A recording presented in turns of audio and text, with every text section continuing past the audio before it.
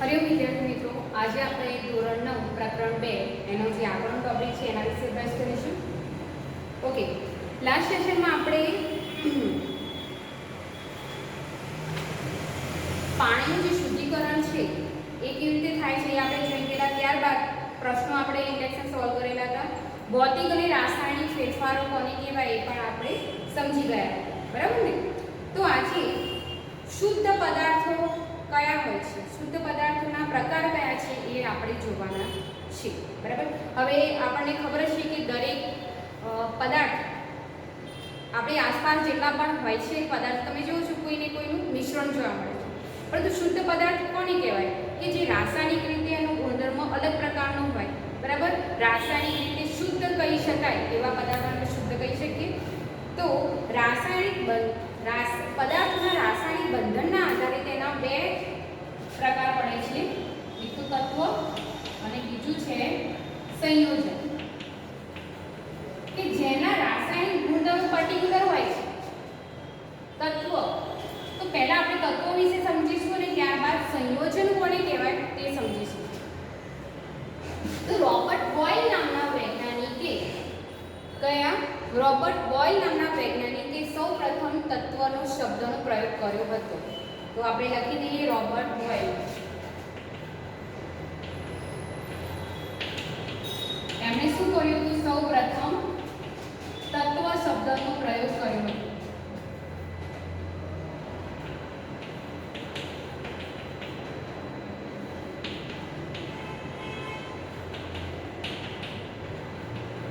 પરંતુ એની વ્યાખ્યા કોણે આપી હતી? ફ્રેન્ચ રસાયણશાસ્ત્રી એન્ટોની લોરેન્ટ લેવોઇઝર. હવે આ તત્વ શબ્દ કઈ સાલમાં આપેલો? એમણે 1661 ની સાલમાં તત્વ શબ્દનો સૌપ્રથમ એમણે પ્રયોગ કર્યો હતો. અને ફ્રેન્ચ રસાયણશાસ્ત્રી એન્ટોની લોરેન્ટ લેવોઇઝર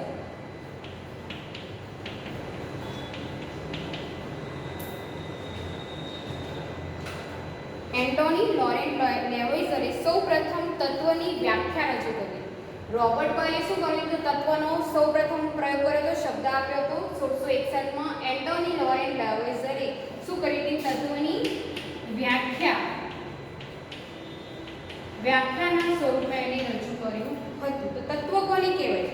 તેમણે શું કીધું કે દ્રવ્યના મૂળભૂત સ્વરૂપને, એન્ટોની લોરેન્ટ લેવોઇઝરે શું કીધું કે દ્રવ્યના મૂળભૂત સ્વરૂપને તત્વ કહેવાય છે, જેને રાસાયણિક પ્રક્રિયા દ્વારા સરળ પદાર્થોમાં વિભાજિત કરાઈ શકાતું નથી. જેને રાસાયણિક પ્રક્રિયા દ્વારા સરળ પદાર્થોમાં વિભાજિત કરી શકાતું નથી. હવે આ શોર્ટ ક્વેશ્ચનમાં તમને પૂછાય તો તમને ખ્યાલ હોવો જોઈએ કે ભાઈ તત્વ શબ્દનો સૌપ્રથમ પ્રયોગ કોણે કર્યો હતો? રોબર્ટ બોyle નામના વૈજ્ઞાનિકે 1661 માં. તત્વ શબ્દની વ્યાખ્યા સૌપ્રથમ કોણે રજૂ કરી હતી? એન્ટોની લોરેન્ટ લેવોઇઝરે શું કીધું હતું કે દ્રવ્યનું જે મૂળભૂત સ્વરૂપ હોય છે એને તત્વ કહે છે. તમારી આસપાસ જેટલી પણ વસ્તુઓ છે દ્રવ્ય છે, પણ એના મૂળભૂત સ્વરૂપ એને શું કહેવાય છે? તત્વ કહેવાય છે, જેની રાસાયણિક પ્રક્રિયા દ્વારા આપણે સરળ પદાર્થોમાં વિભાજિત કરી શકતા નથી. ઓકે, હવે તત્વોને સામાન્ય રીતે 3 પ્રકારો છે એમાં વર્ગીકૃત કરવામાં આવે છે. આના વિશે જે 10મામાં તમારે ડિટેલમાં આવશે તત્વ વિશે ભણવાનું, ધાતુ, અધાતુ, અર્ધધાતુ વિશે. પણ અત્યારે ફક્ત તમારે પ્રાથમિક માહિતી 9મા ધોરણમાં આપી છે. તત્વનું વર્ગીકરણ તેને ધાતુઓમાં, અધાતુમાં અને અર્ધધાતુમાં વર્ગીકૃત કરવામાં આવે છે, બરાબર? એનું આખું ટેબલ આવશે. તો નેક્સ્ટ 10માની વાત છે. તત્વને ધાતુ, અધાતુ અને અર્ધધાતુમાં વર્ગીકૃત કરવામાં આવે છે. તો ધાતુઓ તો તમે કહેશો કે લોખંડ છે, તાંબુ છે, ચાંદી છે, આ બધા શું છે? ધાતુઓ છે, બરાબર? અત્યાર સુધી તત્વો કેટલા શોધાયા છે? 118, એટલે 100 થી વધુ સંખ્યામાં પણ 118 જેટલા તત્વો શોધાયા છે. અત્યાર સુધી વિશ્વમાં કેટલા તત્વો શોધાયા છે? જે 118, એમાંથી 92 જેટલા છે, 92 જેટલા તત્વો છે એ કેવા છે? કુદરતી રીતે મળી આવ્યા છે. 92 જેટલા તત્વો છે એ કુદરતી રીતે મળી આવે છે અને બાકીના કેવા છે? માનવ નિર્મિત છે. બરાબર? તો તમને એક પૂછે કે અત્યાર સુધી કેટલા તત્વો શોધાયા છે? 100 થી વધારે, એટલે 118 જેટલા તત્વો શોધાયા છે અને હજુ પણ શોધખોળ ચાલુ છે. ભવિષ્યમાં કદાચ એમ પણ બને કે આની સંખ્યા વધી પણ જાય. ઓકે, એમાં 92 તત્વો કુદરતી છે, કુદરતી રીતે આપણે વિશ્વમાં મળી આવે છે અને બાકીના જે છે 92 સિવાયના જે છે એ બધા કેવા છે? માનવ નિર્મિત તત્વો છે. ખ્યાલ આવી ગયો? તો તત્વોનું વર્ગીકરણ ધાતુ, અધાતુ, અર્ધધાતુમાં કરવામાં આવે છે. ધાતુના ગુણધર્મો કેવા હોય છે? ધાતુ તમે લોખંડ કહો, ચાંદી કહો, તાંબુ કહો, તો આ બધા શું છે? ધાતુ છે, ધાતુ તત્વો છે. તો ધાતુના ગુણધર્મો કયા છે એ આપણે જોઈ લઈએ.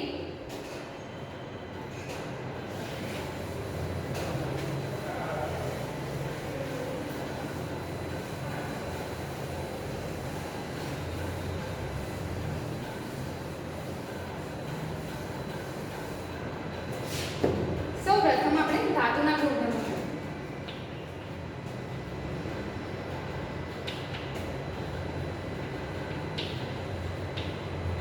બરાબર?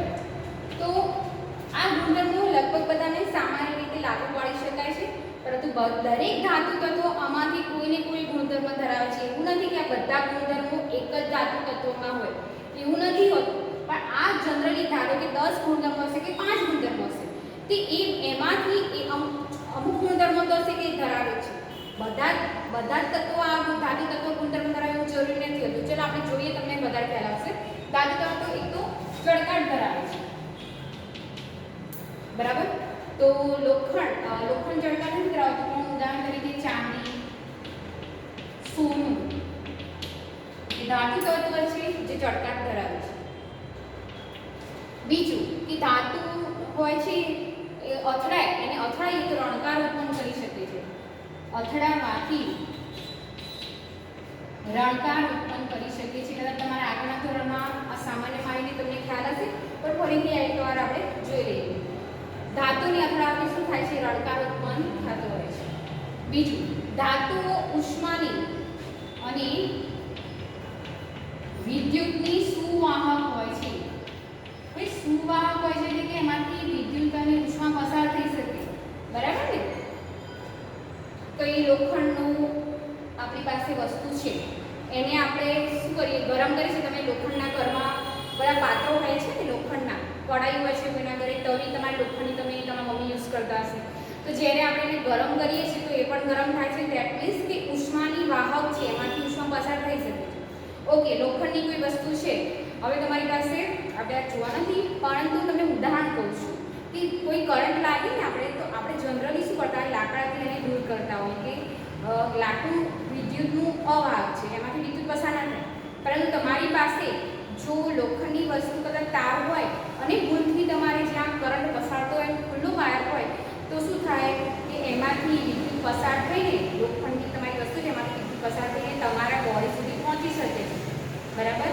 તો ધાતુઓ ઉષ્માની અને વિદ્યુતની સુવાહક હોય છે. તમારા જે ઘરમાં સર્કિટ વિદ્યુત પરિપથ છે ને, એ વિદ્યુત પરિપથ ને એ આપણે 10માં જોઈશું. તો તમને સામાન્ય ઉદાહરણ કહું કે તમારો પંખો છે, એનું વાયરિંગ કોની સાથે સ્વિચ જોડે હોય, પણ એ વાયરિંગમાં શું હોય છે?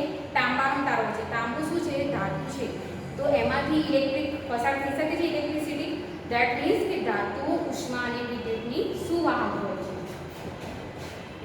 ધાતુઓને ટીપી એટલે કે ટીપાઉપણું ધરાવે છે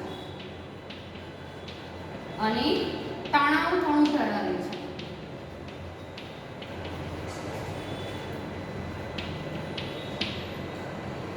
ટીપાઉપણું એટલે એને ટીપી શકાય છે. તમે સોનું હોય તો ચાંદી હોય ને, તો આ બધા જે જ્વેલરી બધા પહેરતા હોય છે, તો એને ચાંદીનો ટુકડો આટલો હોય પણ એને ટીપીને એમાંથી તાર બને છે, એમાંથી અલગ અલગ પ્રકારના ઘરેણાં બને છે. સોનામાંથી પણ શું કરાય છે કે સોનાનું બિસ્કિટ હોય, બરાબર, એનો ટુકડો છે, તો જે બનાવતા હોય ઘરેણા શું કરે, એને ઉષ્મા આપે, ગરમ કરે, ટીપાય, તેનાથી સોનાના તાર બને છે, જુદા જુદા આકારના ઘરેણા બની શકતા હોય છે. તો ધાતુઓ કેવું ધરાવે છે, ટીપાઉપણું એટલે કે ટીપી શકાય છે, અને તણાવપણું એટલે એનું ખેંચીને આપણે તાર બનાવી શકીએ છીએ. ટીપાઉપણું અને તણાવપણું ધરાવે છે. તો આ બધા ધાતુના કોમન ગુણધર્મો છે.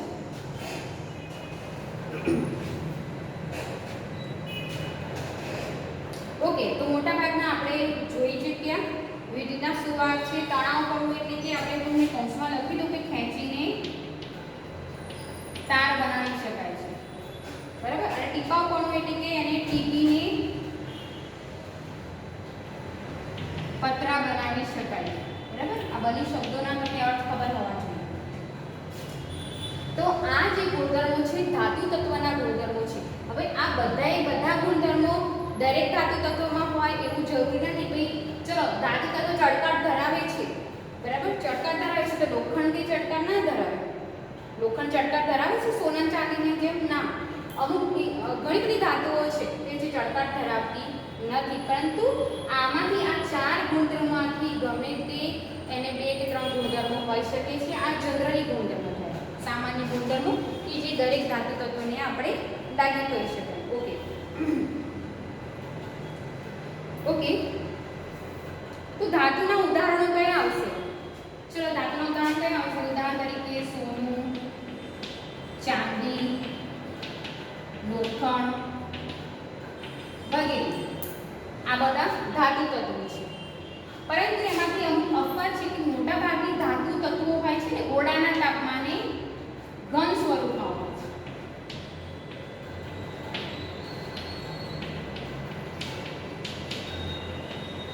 એટલે કે સામાન્ય તાપમાન, જે તમે તાપમાને તમે રહો છો એવા તાપમાન. હવે લોખંડ તમે જોશો કે સોનું, ચાંદી ઓરડાના તાપમાને એટલે કે સામાન્ય તાપમાને કયા સ્વરૂપે હોય છે? મોટાભાગની ધાતુઓ ઘન સ્વરૂપે હોય છે. પરંતુ અમુક ધાતુ એવી છે કે જે ઓરડાના તાપમાને પ્રવાહી સ્વરૂપમાં હોય છે. તો ઉદાહરણ તરીકે પારો, અથવા અને ઇંગ્લિશમાં શું કહેવાય છે? મર્ક્યુરી. પારો હોય ઓરડાના તાપમાને શું હોય છે? પ્રવાહી સ્વરૂપમાં છે. મોટાભાગની બધી ધાતુઓ ઓરડાના તાપમાને ઘન સ્વરૂપમાં હોય છે, પરંતુ અપવાદ તરીકે આવી શકે પારો, એ પણ એક ધાતુ તત્વ છે, પરંતુ ઓરડાના તાપમાને એ કયા ફોર્મમાં હોય છે? પ્રવાહી ફોર્મમાં, પ્રવાહી સ્વરૂપમાં હોય છે. બીજું ઉદાહરણ પારો અથવા બ્રોમિન પણ આવી શકે. બ્રોમિન છે એ પણ ધાતુ તત્વ છે, એ પણ પ્રવાહી સ્વરૂપમાં હોય છે ઓરડાના તાપમાને, બરાબર. ઓકે, તો આપણે ધાતુના જોઈ છે ત્યારે હવે અધાતુના ગુણધર્મો જોઈ લઈએ. હવે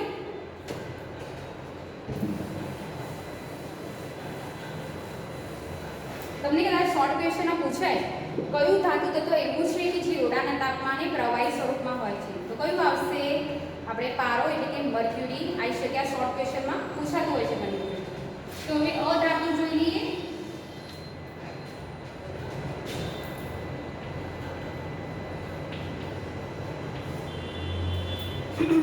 અધાતુ તો વિવિધ રંગ ધરાવે છે,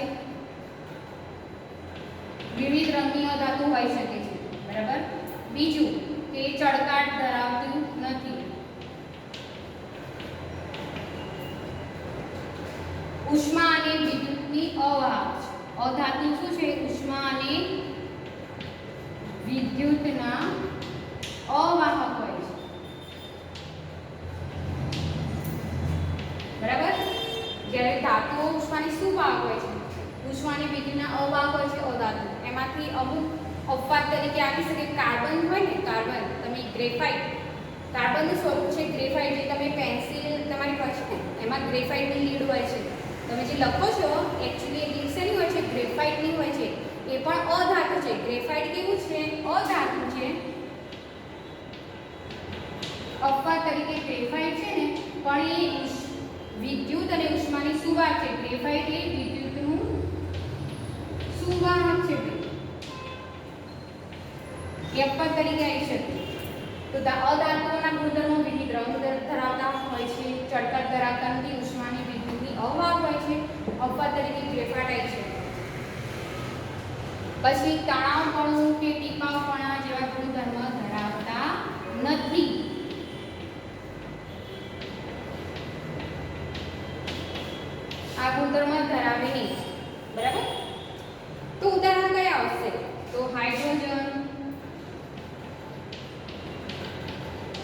ઓક્સિજન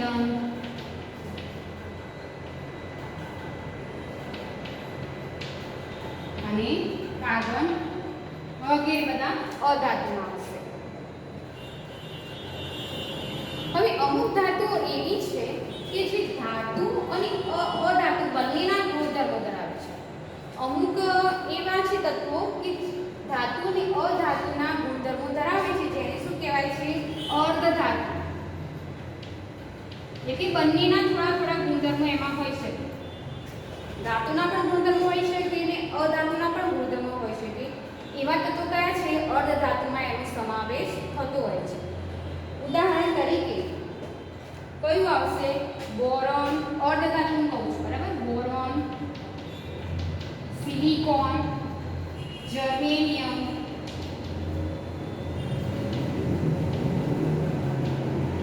વગેરે એ શેમાં આવશે? અર્ધધાતુમાં આવશે. તો તમને બેઝિક ખ્યાલ આવી ગયો તત્વ કોને કહેવાય છે? તત્વોનું વર્ગીકરણ ધાતુ અધાતુમાં અર્ધધાતુમાં કરવામાં આવે છે. તત્વ વિશે આપણે માહિતી મેળવી ચૂક્યા છીએ. હવે તમારે જુઓ પેજ નંબર 25 ઉપર વધારાની માહિતી આપેલી છે. એ જે મેં તમને કીધી કે સૌથી વધારે તત્વો છે 92 જેટલા તત્વો છે કુદરતમાંથી મળી આવે છે, બાકીના માનવ નિર્મિત હોય છે. મોટા ભાગના તત્વો ઘન સ્વરૂપે હોય છે. ઓરડાના તાપમાને 11 તત્વો એવા છે જે વાયુ સ્વરૂપે હોય છે.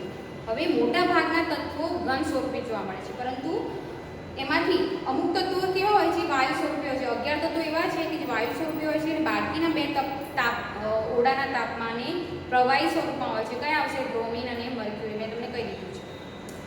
ઓકે. ભાઈ ઓરડાના તાપમાનથી થોડા ઊંચા તાપમાને સોડિયમ, ગેલિયમ અને સીઝિયમ જેવી ધાતુઓ પ્રવાહી સ્વરૂપે જોવા મળે છે. હવે ઓરડાના તાપમાનથી જો વધુ તાપમાન કરવામાં આવે, ગેલિયમ અને સીઝિયમ એ ભલે ધાતુ તત્વ છે, પરંતુ તો પણ શું હોય છે? પ્રવાહી સ્વરૂપે હોય છે. કારણ કે મોટાભાગની ધાતુ હોય છે, ધાતુ તત્વો એ ઘન સ્વરૂપે હોય છે. પરંતુ આ ગેલિયમ અને સીઝિયમ ધાતુઓ છે, છતાં પણ પ્રવાહી સ્વરૂપે ઓરડાથી વધારે તાપમાન હોય તો પ્રવાહી સ્વરૂપે જોવા મળે છે. તો આ જે કોષ્ટક છે એ તમારે યાદ રાખવાનું છે. ઘણી વખત એમાંથી શોર્ટ ક્વેશ્ચન પૂછાતા હોય છે. હવે આપણે જોઈશું સંયોજન કોને કહેવાય?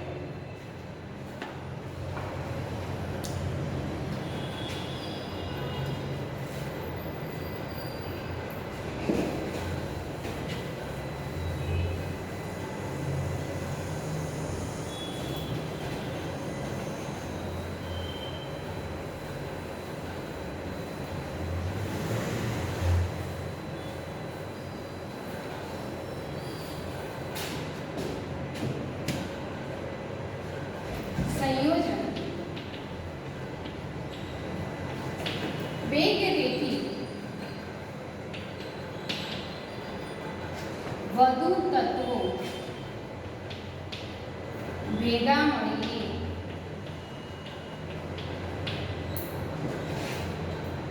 જે પદાર્થનું નિર્માણ કરે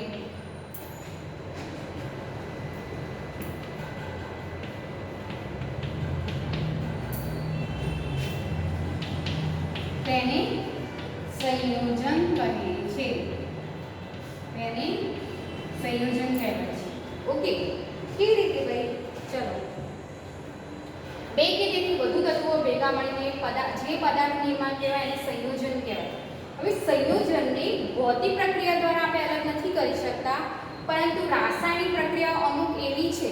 હવે તત્વોની મેં તમને વાત કરેલી, તત્વોને રાસાયણિક પ્રક્રિયા દ્વારા છૂટા પાડી નથી શકતા, કારણ કે એ મૂળભૂત સ્વરૂપ છે દ્રવ્યનું, એને આપણે વિભાજિત કરી શકતા નથી. પરંતુ સંયોજનને આપણે રાસાયણિક પ્રક્રિયા દ્વારા વિઘટન કરી શકાય છે અથવા વિભાજિત કરી શકાય છે. પરંતુ સંયોજનનું ઉદાહરણ કયું આવશે? જેમાં બે તત્વો ભેગા મળે છે ને એક સંયોજન બનાવે છે. કયું આવશે ભાઈ? ચલો, સોડિયમ Na+ અને Cl- શું બને છે? સોડિયમ ક્લોરાઇડ એટલે કે મીઠું. ચલો, આમાં સોડિયમ ધાતુ છે, ક્લોરીન વાયુ છે, અધાતુ છે.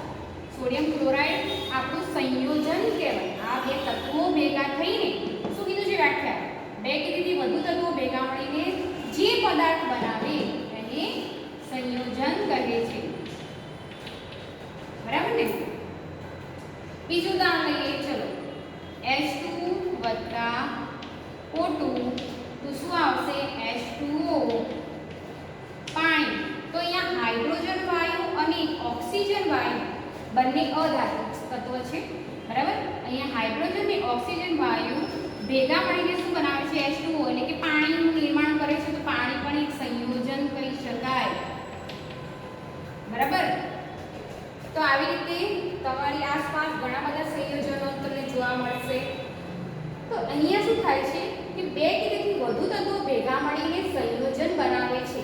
જે પદાર્થનું નિર્માણ થાય સંયોજન કહેવાય. પરંતુ સંયોજનના ગુણધર્મો પાછા અલગ હોય છે.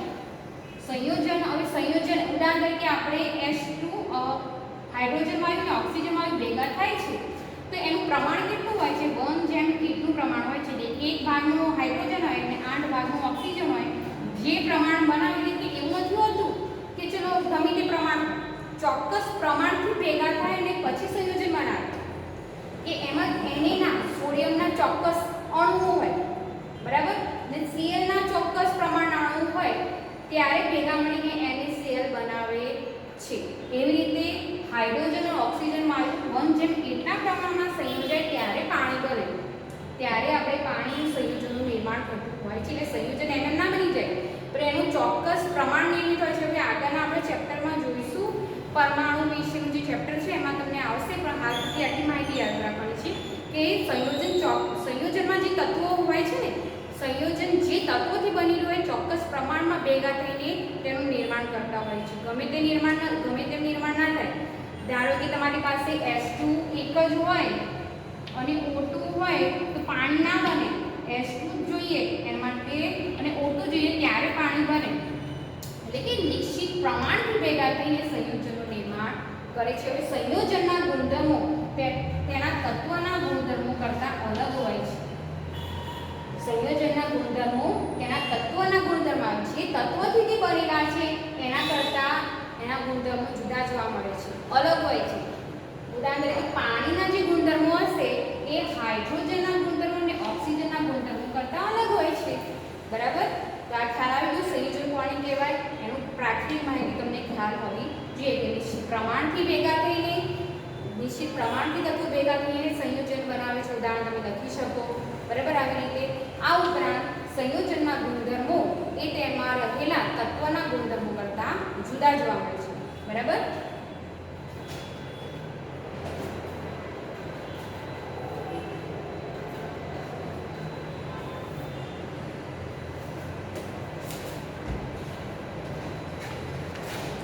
તો આપણે એક પ્રવૃત્તિ જોઈ લઈએ 2.10 વાળી.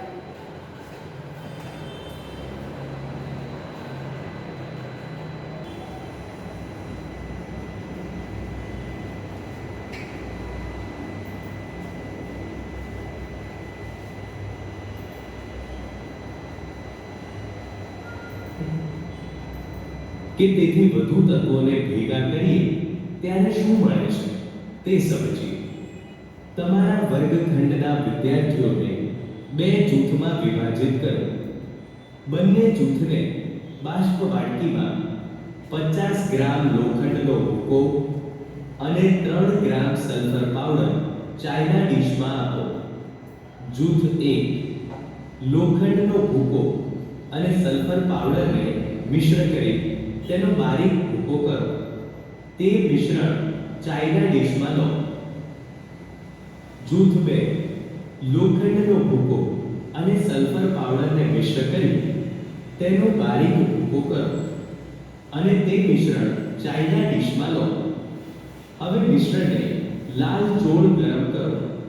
હવે જ્યોતને દૂર કરી મિશ્રણને ઠંડુ પડવા દો. જૂથ 1 અને 2 પ્રાપ્ત થયેલ સામગ્રી મિશ્રણનું ચુંબકત્વ ચકાસો. મળેલ સામગ્રીની નજીક ચુંબક લઈ જાઓ અને ચકાસો કે તે ચુંબક તરફ આકર્ષાય છે. જૂથ 1 માં લોખંડનો ભૂકો ચુંબક તરફ આકર્ષાય છે, જ્યારે જૂથ 2 પર ચુંબકની કોઈ અસર થતી નથી. બંને જૂથ દ્વારા પ્રાપ્ત થયેલ મિશ્રણની બનાવટ અને તેના રંગની તુલના કરો. જૂથ 1 માં સલ્ફરનો પીળો રંગ અને લોખંડના ભૂકાનો કાળો રંગ દેખાય છે, જ્યારે જૂથ 2 માં સમગ્ર મિશ્રણ સમાન કથ્થઈ રંગનું છે. પ્રાપ્ત થયેલ મિશ્રણના એક ભાગમાં કાર્બન ડાઇસલ્ફાઇડ ઉમેરીને બરાબર હવા અને ગાળીનો જૂથ 1 માં સલ્ફર ડાઇસલ્ફાઇડમાં દ્રાવ્ય થાય છે. લોખંડનો ભૂકો ગાળીને અલગ કરી શકાય છે. જૂથ 2 માં કોઈ અસર થતી નથી. પ્રાપ્ત થયેલ મિશ્રણના બીજા ભાગમાં મંદ સલ્ફ્યુરિક એસિડ અથવા મંદ હાઇડ્રોક્લોરિક એસિડ ઉમેરો. નોંધ: આ પ્રવૃત્તિ માટે શિક્ષકની દેખરેખ જરૂરી છે. મંદ સલ્ફ્યુરિક એસિડ અથવા મંદ હાઇડ્રોક્લોરિક એસિડ ઉમેરવાથી બંને જૂથને વાયુ પ્રાપ્ત થાય છે. શું બંને કિસ્સામાં વાયુની વાસ સમાન હોય છે? જૂથ 1 ને પ્રાપ્ત થયેલ વાયુ હાઇડ્રોજન છે. તે રંગવિહીન, સ્વાદવિહીન અને દહનશીલ છે. વર્ગખંડમાં હાઇડ્રોજન વાયુની દહન કસોટી કરવી સલાહભરેલી નથી. જૂથ 2 ને પ્રાપ્ત થયેલ વાયુ હાઇડ્રોજન સલ્ફાઇડ છે. તે સડેલા ઈંડા જેવી વાસ ધરાવતો રંગવિહીન વાયુ છે. તમે જોયું કે બંને જૂથમાં શરૂઆતના મિશ્રણ પદાર્થો સમાન હોવા છતાં મળતી નિપજોના ગુણધર્મો જુદા છે. જૂથ 1 ની પ્રવૃત્તિને કારણે ભૌતિક ફેરફાર જોવા મળ્યો, જ્યારે જૂથ 2 ની પ્રવૃત્તિને કારણે રાસાયણિક ફેરફાર થયો. જૂથ 1 દ્વારા પ્રાપ્ત થતું મિશ્રણ પદાર્થ 2 પદાર્થોનું મિશ્રણ છે. આપેલ પદાર્થો એ લોખંડ અને સલ્ફર તત્વો છે. મિશ્રણના ગુણધર્મો એ તેમાં રહેલા ઘટક તત્વોના ગુણધર્મોને મળતા આવે છે. જૂથ 2 દ્વારા પ્રાપ્ત થયેલ મિશ્રણ આયર્ન સલ્ફાઇડ સંયોજન છે. 2 તત્વોને સખત રીતે ગરમ કરતા સંયોજન મળે છે કે જેના ગુણધર્મો જોડાતા તત્વોના ગુણધર્મો કરતાં તદ્દન જુદા હોય છે. સંયોજનનું બંધારણ સમગ્ર રીતે બધે જ એક સરખું હોય છે. આપણે એ પણ જોયું કે સંયોજનની બનાવટ અને રંગ પણ બધે જ એક સરખા હોય છે. તફાવત મિશ્રણ અને સંયોજન. ચરણ 1. મિશ્રણ એ તત્વો અથવા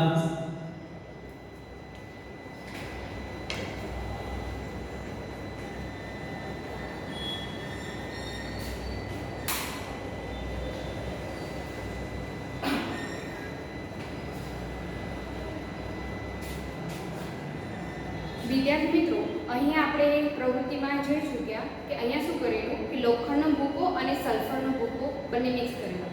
એક જૂથમાં સલ્ફર અને લોખંડનું ખાલી મિશ્રણ બન્યું, જ્યારે બીજા ગ્રુપમાં શું થયું? લોખંડ અને સલ્ફરનું સંયોજન બન્યું. બીજા ગ્રુપમાં શું કર્યું કે લોખંડ અને સલ્ફરને આપણે ઊંચા તાપમાને ગરમ કર્યું. એના કારણે જે સંયોજન બન્યું એના ગુણધર્મો કેવા હતા? જુદા મળે છે. બરાબર ને? આપણે વાયુની જે કસોટી કરી, હવે લોખંડ અને જે સલ્ફરનું જે મિશ્રણ છે તમને એક સમાન સંઘટક ધરાવતું નથી, જ્યારે સંયોજન કેવું છે? એક સમાન સંઘટક ધરાવે છે.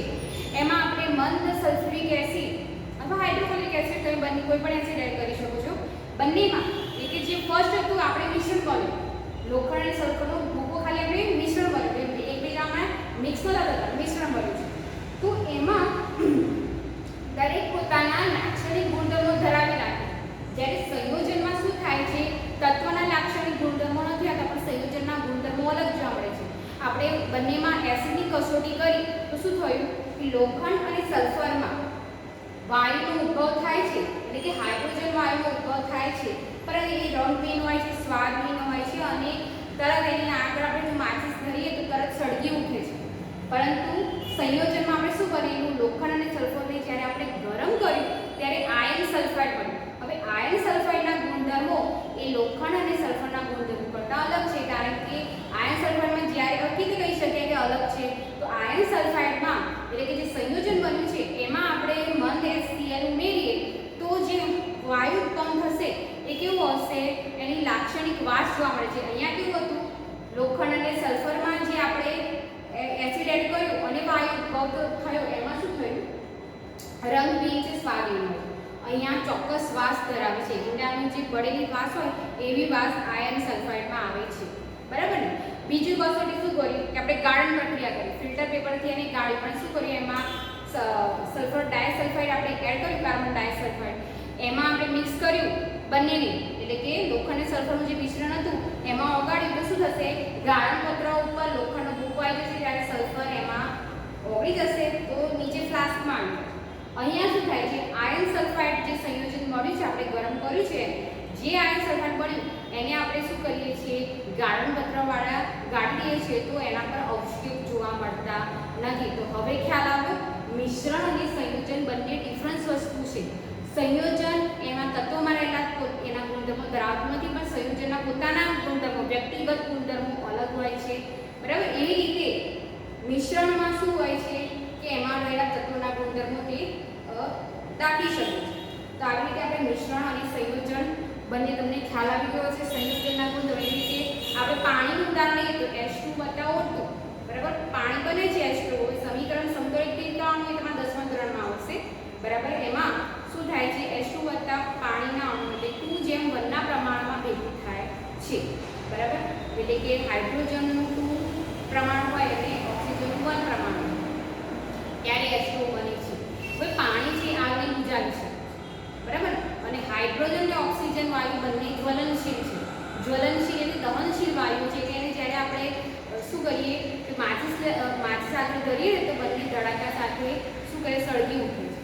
જ્યારે પાણી છે એ આગને બુઝાવે છે તો બંનેના ગુણધર્મો અલગ થયા. ખ્યાલ આવી ગયો?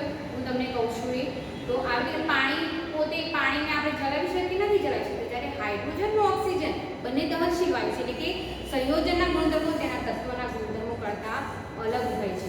હવે આપણે નેક્સ્ટ સેશનમાં મિશ્રણ અને સંયોજનનો જે પર્ટિક્યુલર કોષ્ટક છે એ જોઈશું, કેવી રીતે એના ગુણધર્મો હોય છે. બરાબર? અને ત્યારબાદ આપણે સ્વાધ્યાયના પ્રશ્નો સોલ્વ કરીશું. તો આજના સેશનમાં આટલું રાખી તમારે શું કરવાનું છે હોમવર્કમાં કે તત્વો કોને કહેવાય છે. બરાબર? એનું વર્ગીકરણ 3, તો તત્વોનું વર્ગીકરણ કયા 3 પ્રકારમાં કરવાનું છે એ ક્વેશ્ચન થયું. બીજું લખવાનું છે ધાતુના ગુણધર્મો અને અધાતુના ગુણધર્મો તમારે લખવાના છે. તો આટલા હોમવર્કમાં ક્વેશ્ચન કરવાના છે. નેક્સ્ટ સેશનમાં આપણે બીજો ટોપિક જોઈ લઈશું. આજના માટે આટલું રાખીએ. Bye, thank you.